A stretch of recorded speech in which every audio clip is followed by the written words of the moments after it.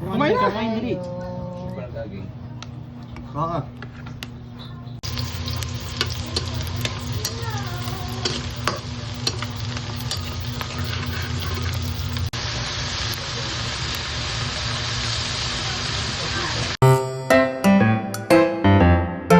Another day, another mini vlog naman tayo for today's video na day in my life na isang raketerang beriterang pilingera, Asia's Remix. At dahil may tira pa nga kagabi si Habibing pork chop na fried, eto nga at ang sabi ko sa kanya ay gawin niyang kare-kare. Requestan ko na nga rin siya na dagdagan na ang gulay dahil hindi naman ako kumakain ng pork. Pang sahog-sahog nga lang at sabaw-sabaw ay okay na ako. Una nga niyang ginawa ay ang pagbablanch nga ng mga sitaw at ang puso. Syempre, laging present ang aming kawaling pangmalakasan na marami ng pinagdaanan. Gayo, mas sikat pa sa akin tong kawali ko. Sinong relate nga mga karimix nyo may mga bago naman kayong gamit pero hindi nyo ginagamit at masanay nga kayo dito sa anyway, luma. Mga karimix, na blanch na rin nga pala itong petchay at saka nga isa-isa na ang kahirapan. Ano at dito naman sa Gedli ay nakaredy ang sibuyas bawang at ang talong na ipapride. At nang mapakulo na nga dapat mapukuluan, ito namang talong ang ating ipiprito. Syempre dito pa rin yan sa aming kawaling pangmalakasan na marami pa rin pinagdaanan. Pag piprito nga ng talong ay malalaki na kayo, alam nyo na yan. Char. Syempre kapag mainit na yung mantika at saka nyo ilagay yung mga talong na dapat nyong iprito. At nang matapos na nga pagpiprito ng talong at pagbablanch or pagpapakulo ng mga gulay, set aside muna natin kasama nga itong ating fried na pork. At syempre hindi kumpleto ang kare-kare kapag walang bagoong or alamang. Na mamaya ay lulutuin din ni Habibi. Gamit pa rin nga ang ating kawaling pangmalakasan na marami ng pinagdaanan. Yan ang mantika at ang atswete na hindi rin pwedeng mawala. Nyo nga yung mekos-mekusin, paikot-ikutin gaya ng ginawa ng mga syota nyo sa inyo. Ano daw? Hindi nga raw tatawagin or hindi daw matatawag na kare-kare ang kare-kare kung hindi ganito ang kulay. Syempre pag kumulay na sa mantika ang atswete, tatanggalin nyo na yung mga buto ng atswete. Alamang isama mo yun. Saka nyo nga igisa ang sibuyas sa tangbawang. Mekos-mekos nyo lang ulit hanggang sa lumabas na nga ang aroma ng sibuyas sa tangbawang. Syempre hindi rin talaga mabubuo ang kare-kare kung walang peanut butter. Bakit nga ba may peanut ang kare-kare mga karimix at kailangan lagyan ng peanut ang kare-kare? Pa-comment below naman, paki-explain sa akin mga karimix. Lagay nga ng peanut butter, i-mekos-mekos nyo pa rin hanggang sa matunaw nga siya sa sabaw at lagyan nyo rin ng sabaw. Depende sa inyo kung gaano karaming sabaw ang gusto nyong ilagay. Lagyan ng paminta, pampalasa at nilagyan nga rin to ng pork cubes ni Habibi. Kusmikusin nyo at pagtingin nyo na okay na, syempre tikman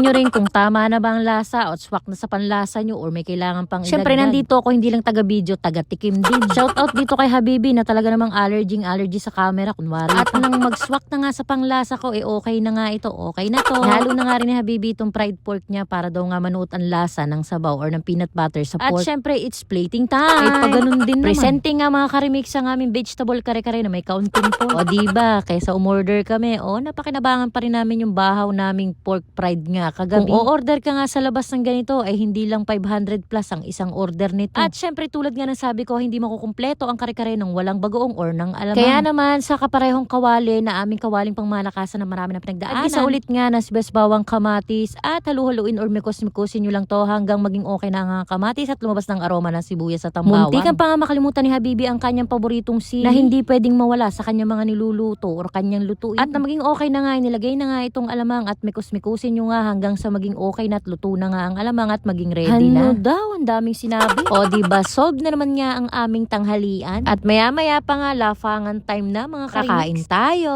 At yun lamang muna for today's video mga karimix. Maraming salamat sa patuloy na panonood.